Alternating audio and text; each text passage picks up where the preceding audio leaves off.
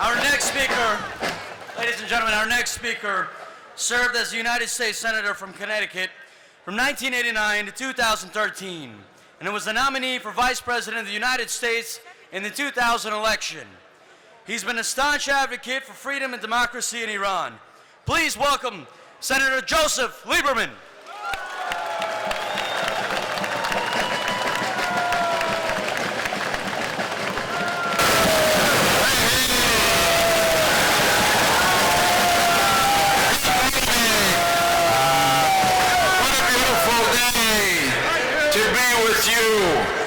My fellow Americans, the Organization of Iranian American Communities, here again with God's sun shining on us to fight for the freedom of the people of Iran. Thank you for being here.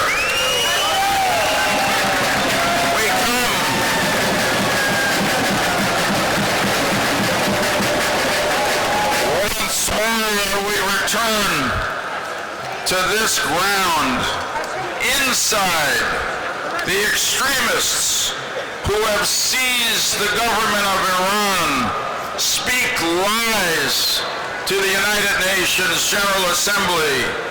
Outside, you speak truth to their lies.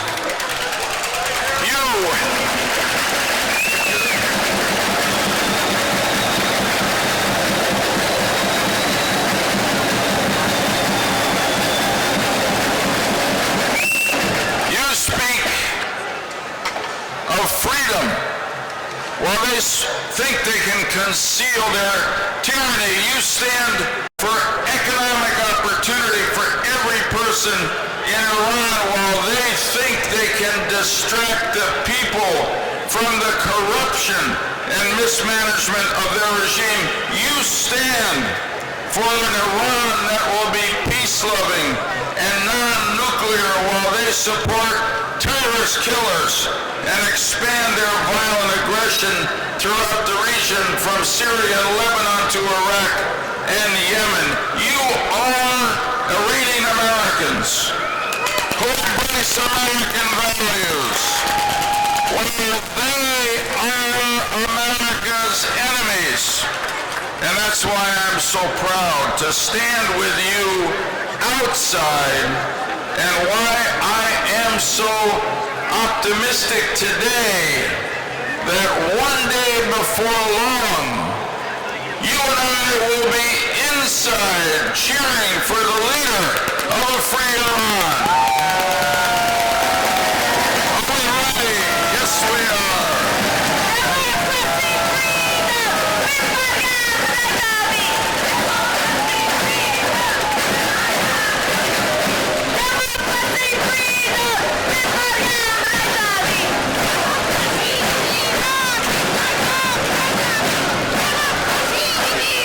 Today, the radical regime in Tehran is on the run. They're backed into the corner. President Trump, Secretary Pompeo have withdrawn from the Iran nuclear agreement, conducted a campaign of maximum economic pressure on the regime, and it has hurt the regime. It has hurt the people economically. But do you know what else has hurt the people of Iran even more economically? Not just the American sanctions from outside. The people of Iran have an enemy inside. It's the corruption and greed of the current mullahs who run that great country. And we're going to stop it. Now, what has been the response of the government of Iran? It's been aggression. It's been more violence. They've shot down an American drone just in the last few weeks.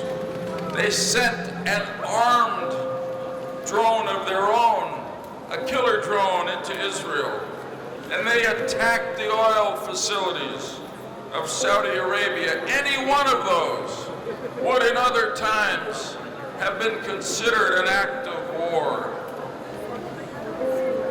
The radicals at the top of the Iranian government must think they can scare us into another bad deal, but I don't think so.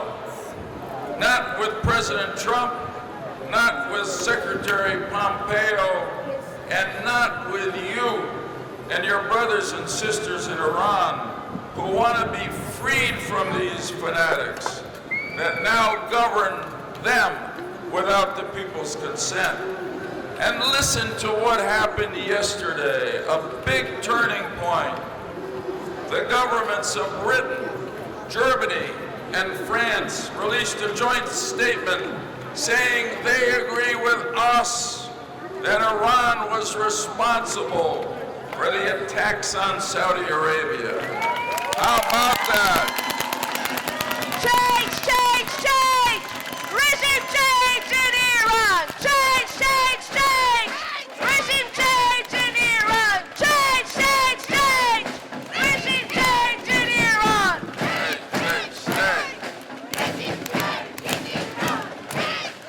So now that we are working again, not only with our allies in the Middle East, but our friends and allies in Europe, the big question is whether the U.S. and those allies will strike the Iranian military with force, military force, in response to its aggression.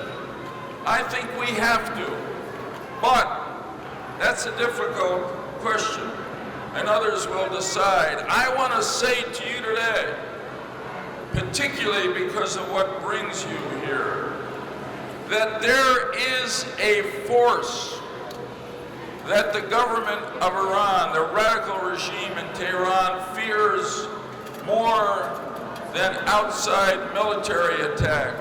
And you know what that force is? It is the people of Iran, the National Council of Resistance of Iran, MEK of Iran. By the people of Iran! Regime change in Iran! By the people of Iran! Regime change in Iran! By the people of Iran!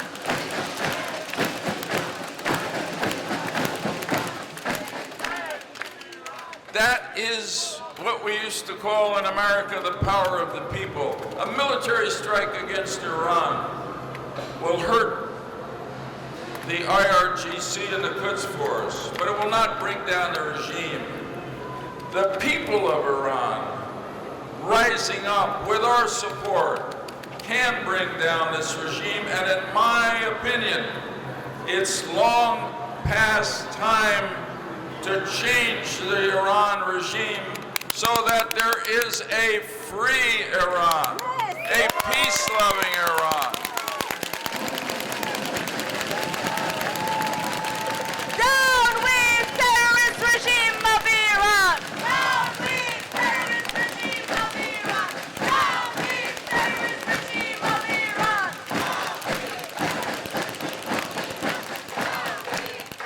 Let's be honest. The U.S., the world, we've tried everything else with this group of fanatics who have seized this great country and civilization. Nothing has worked. It still suppresses its own people. It still steals their wealth. It still sponsors terrorism. It still expands by aggression their movement into other countries in the region. It still builds missiles to deliver the nuclear weapons we know they will make on their neighbors, on Europe, and yes, eventually on the United States. The only policy we haven't changed, because everything else has failed to change the behavior of the regime in Iran, is to change the regime in Iran. It's time to give freedom a chance in Iran.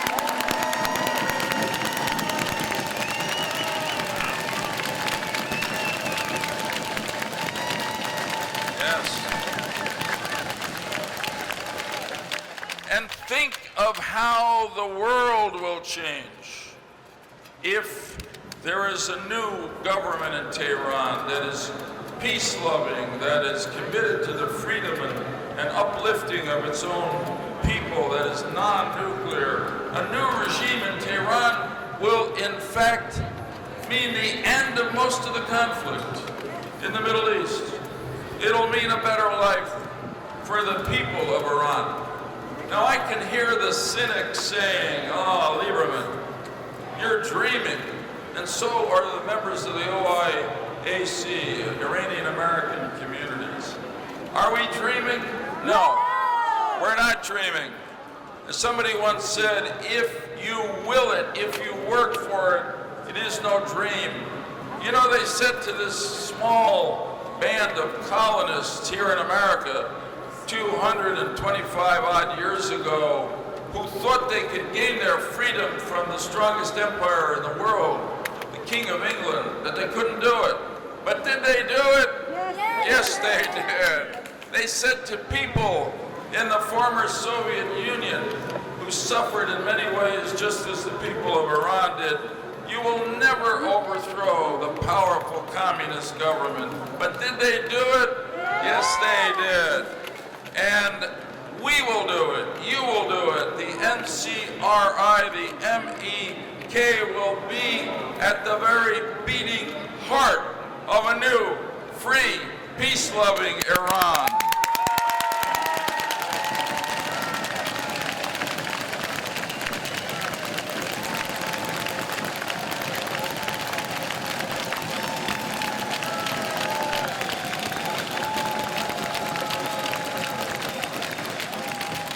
You have a plan, you have a 10-point plan that speaks to free elections, freedom of politics, gender equality, no nuclear weapons, working with other countries in the region and the world, and no movement, no matter how strong it is, can succeed without a leader. And you have a leader.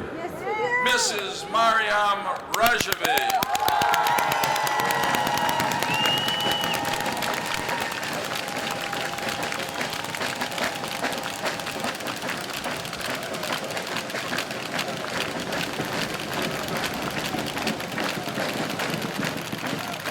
A principled leader, a capable leader, surrounded by other principled and capable leaders, and you have the broadest support of any dissident opposition group to the government of Iran among Iranians in America and throughout the world.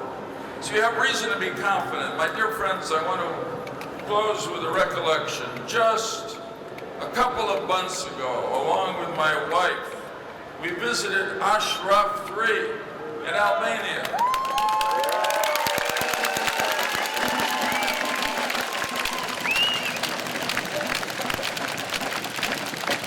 It was a wonderful visit.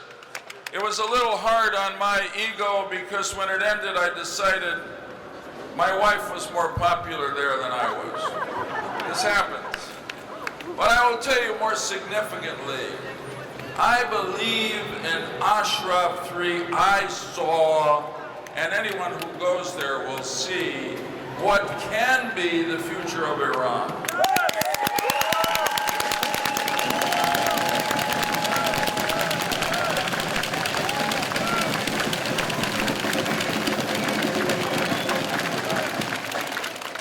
On a hillside in Albania, whose government was good enough to welcome those who had suffered so much, and Ashraf in Iraq. The people have built a spectacular new community, modern, clean, working hard. It is what the whole country of Iran can be if the people of Iran and the people of the world supporting them get rid of these greedy, corrupt, extreme leaders that are there now. Now, a final word. I miss every day my dear friend and your dear friend, Senator John McCain. I am sure I am sure John, if he were alive, would be here. I'm sure he's watching us today. In fact, I give him credit for the good weather today. Yeah, John, in the months before his illness got him so he couldn't travel anymore, he visited Ashraf 3. And I want to read to you the words he spoke because I speak them to you today. You have stood up and fought and sacrificed for freedom, for the right to determine your future, for the rights that are given by God, not the state. I thank you for being an example to the whole world that those who are willing to fight and sacrifice for freedom always will achieve it. That's the end of the quote from John, and he's right. Your cause is as old as human history, the cause of freedom, the battle that has gone on forever, freedom against tyranny. And so, I say to you, in conclusion, are we ready to fight for freedom in Iran? Are we ready to lead the fight? Are we ready to govern? Yes. The answer is, are you ready now? The answer is, Hazer, Hazer, Hazer. We are ready. Hazer. Thank you. God bless.